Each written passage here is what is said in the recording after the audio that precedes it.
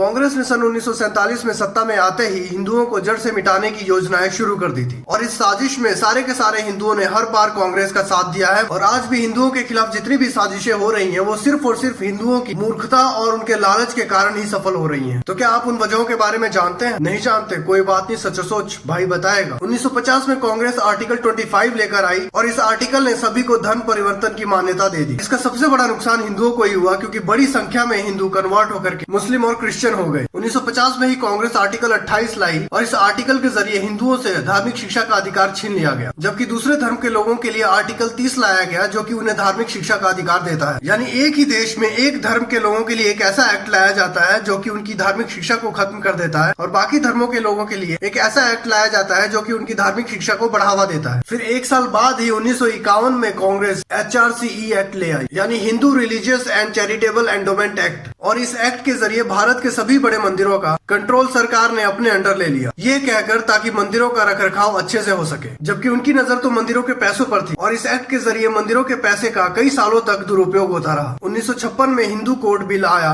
लेकिन कांग्रेस ने मुस्लिम personal law board को हाथ तक नहीं लगाया। यानी एक धर्म के लोगों पर तो सरकार का कानून लागू होगा और दूसरे धर्म के लोगों पर उनके धार्मिक कानून लागू होंगे। तो आप देख सकते हैं कि आजादी के बाद से ही कांग्रेस किसके साथ न्याय कर रही है और किसके साथ अन्याय कर रही है। बाकी आप लोगों के हिसाब से क्या है सच सोच कमेंट्स में बताइए, और अगर वीडियो वॉच किया लेकिन फॉलो नहीं किया तो फिर क्या